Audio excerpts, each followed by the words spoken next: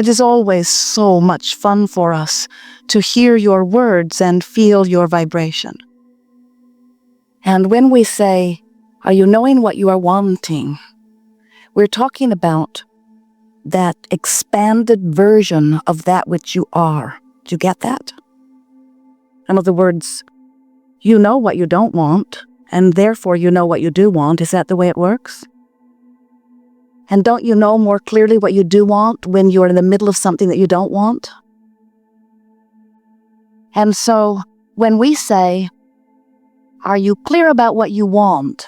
the reason that we always feel for you as you give your response is because very often, more often than you would realize, even though you are speaking words about what you want, because you know so clearly what you don't want, so you are able to articulate clearly what you do want, your vibration often is much more about what you don't want, even while you're using the words about what you do want. And so the words that we put to you are you knowing, do you know what you want? Meaning, are you a vibrational match to your desire? And often you are. There are many things that you are already living that you want to continue. And so just by observing those wonderful things, you keep the vibration of them going, and your point of attraction continues, and law of attraction responds to your vibrational offering, and so on and on the good goes. But if you are like most of our physical friends, you are offering most of your vibration by virtue of what you are giving your attention to the things that you are observing. In other words, when something good happens, you observe it and you offer a vibration about it. But when something you don't want to happen or don't like to see happens, you often observe it and then you offer a vibration about it. And we just want to point out to you, even though you are magnificent physical beings, we see you have dragged your physical bodies here, and beautiful bodies they are. You are much more vibration than you are the flesh, blood, and bone beings that you see. You are vibrational beings in a vibrational universe, which is managed by a powerful law of attraction, which simply says whatever it is you are offering vibrationally is what's coming back to you. And so it is of value for you to figure out what you're offering vibrationally, and it is even of greater value for you to begin to offer it deliberately, because just observing and then offering a vibration causes most people to offer quite a cluttered vibration, and then they are a rather cluttered focal point, which means all kinds of things come to them without them having any reasonable sense of control of what's coming to them. And we want you, by the time you leave this gathering today, to have a reasonable sense of control about your experience. You are the creator of your own reality. And the reason that you are is because you offer a vibration endlessly, and law of attraction is responding to it. And so whatever you're putting out is what's coming back to you exactly, perfectly replicated every single time. Sometimes people argue with that just a little bit. They say, "I don't really think I'm the creator of my own reality because I would not have created this thing I do not want." And we say, you didn't do it because you wanted it. You created it because you gave your attention to it. Because law of attraction says that which is likened to itself is drawn. So you get what you think about whether you want it or not. You get it because you're thinking about it. You get it because in thinking about it, you develop patterns of thought about it. So once you've begun offering a thought pretty consistently to the point that it's a chronic thought, in other words, it's what you think when that happens, it's what you think about that. When you begin to develop these chronic thoughts, that's really all a belief is, isn't it? Good definition for a belief. A belief is a chronic thought. It's just a thought that I think. And the reason that you're thinking the thought again and again and again is because it's easy to keep those thoughts going. Law of attraction makes it easy. It's much easier to continue to think the thoughts you've been thinking than it is to change the story a little bit, because Law of attraction gives you plenty of things to think about that are like the things you've already been thinking about. But if you want to change the story, then you have to think about what you've been thinking about in a slightly different way, not in an entirely different way. Law of attraction won't let you go too far from where you've already been thinking. In other words, it's gradual morphing into the story of your life the way you would like it to be. You got to tell the story the way you want to live it. You cannot continue to tell the story the way that it is. Our physical friends will say, "Oh, Abraham, I want to be over there." And we'll say, "What's over there?" And they'll say, "I don't know. I've never been over there." And we say, "Well, why do you want to go over there?" And they'll say, "Because I don't like it over here." And as we try to get them to talk about what it might be like to be over there, most of them are not yet very good with those words because they've been practicing where they are. I don't have enough money, I don't have enough money, I don't have enough money, I don't have enough money, I don't have enough money, I don't have enough money, I don't have enough money, I don't have enough money, I don't have enough money. This could take a while. I don't have enough money, I don't have enough money, I don't have enough money, I don't have enough money, I don't have enough money. I don't know anybody has enough money, I don't know anybody has enough money, I don't have anybody. Except that guy over there. Probably inherited it. Probably deals drugs. Now, the good news is, when you are living the circumstances that surround you and you're observing something like not enough money, you send forth a request, a vibrational request for more money.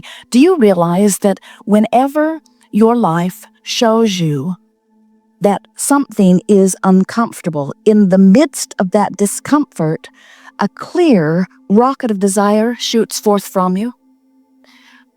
We want you to realize that you are so much more than the physical beings that you see here in these bodies. You were source energy before you got here, and many of you acknowledge that. And many of you acknowledge that you will be source energy again.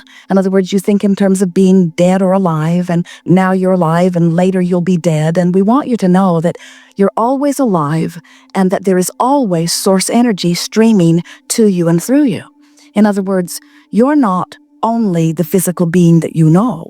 You are a physical being who is an extension of source energy. So here's how it works. You were non-physical energy before you made the decision to come forth into this body. And when you made the decision to project a part of that consciousness here, the larger part of you remains non-physically focused, while a part of you comes forth into this physical body. So there's the non-physical you and the physical you, and while you were in this physical bodies, both of those aspects of you are vibrationally active, and it is such a wonderful thing. So now here you are in your physical body, and you're sifting through the data of life, and you know what you don't want, so you know what you do want. And through all of that deciphering of life, you are continually asking for improvement. It is the nature of this leading edge creator that is you. So as you know what you don't want and you know what you do want, you're asking. Here is the part that we so want you to remember, and most of our physical friends have temporarily forgotten it. When life causes you to ask for something more, that broader non-physical part of you turns its undivided attention to that new request and literally becomes the vibrational equivalent of it. Now, we wrote a book a while back, and wonderful title, best title ever given to a book, Ask and It Is Given. And we like the title because it tells the whole story in the title. When you ask, it is given. But this is the further version of that story.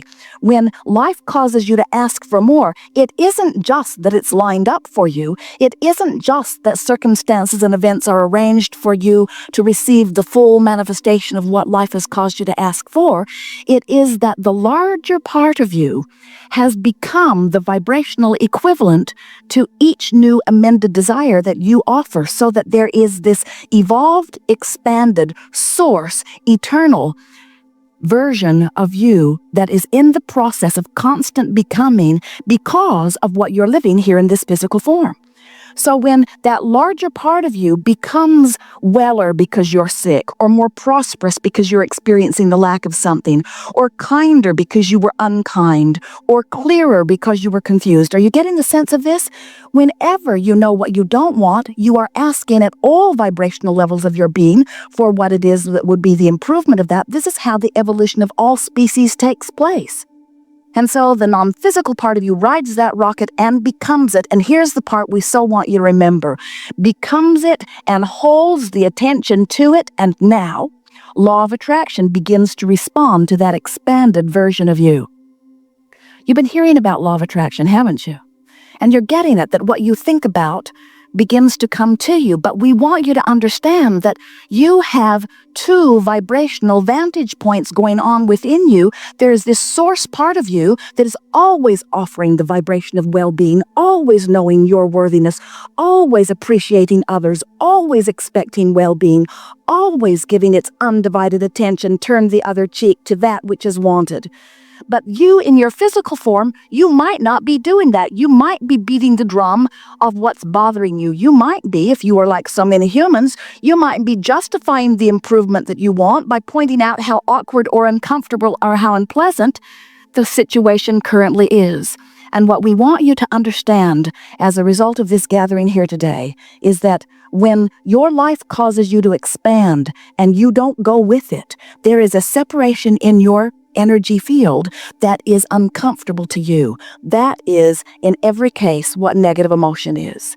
It means that your life has caused you to become more, and the larger part of you became it, and law of attraction is responding to that larger part of you, as well as to what you're beating the drum of here in this physical body. And if you are not thinking about this situation in the way the source within you is, then you are pulling yourself apart. Or a better way of saying it is, you're just not keeping up with you. You've got to let yourself be the person that life has caused you to become. You just have to be. You can't go back. There is no regression. You must move forward. We all must move forward. This is an expanding universe. It cannot shrink. It is always more. It is always becoming more. So, this law of attraction that we've been talking about, responding. Now, we want to appeal to your logic here for just a moment. Do you accept that you are an eternal being? Do you get that that source energy part of you has been around for a really long time? Isn't even the right word. From before that which was considered to be time even was understood. You are that old of pure positive energy.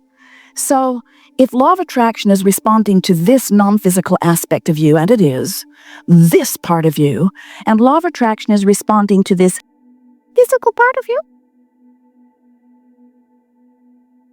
well, we're just wanting to point out who you really are and who you are in this physical body. This you has been around a long time. This is the eternal expanded God force you. And when you in your body cause that part of you to expand still further and you don't keep up with it, you don't feel so good. But now this is the part that we really want you to hear. Because law of attraction is responding to this powerful part of you. And law of attraction is responding to this part of you too, because whatever vibrational offerings are happening, law of attraction is responding to. This powerful law of attraction response is causing what feels to you like a powerful current that is flowing. It is a current that is flowing to the becoming you, to the expanded you, to the evolved version of you. We see you. It's like you take your rubber raft down to the river's edge and you deliberately point it upstream and begin paddling. And we say, why not turn and go with the flow? And you say, it seems so lazy to me. And other people seem to be paddling so hard, and they seem to be the ones that have the most monuments and plaques. They're the ones that people revere the most. I've been told that I should try hard and that I should work hard and that nothing comes. There's no gain without pain. And we always listen kindly to your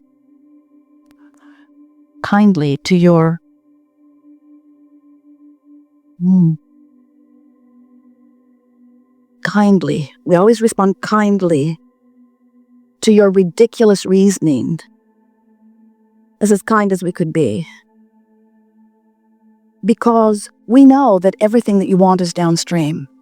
And the reason that we know that everything that you want is downstream is because we know how the stream is created. We know the genesis of that which is you. We know the intention that you held before you came into this body. We know how this body caused you to ask for more. And most of all, we know that in that asking, the larger part of you, the God force within you, has become it. And when you hold thoughts that are contrary to that which you have become, you literally hold yourself apart from who you are. And that, in every case, is what negative emotion is, every single time. Jerry and Esther went whitewater river rafting last summer, and it was such a wonderful day. And as they put their raft in the water, there were 6 friends that went together and then several other rafts full of high school wrestlers. And as they put their rafts in the water, it did not occur to any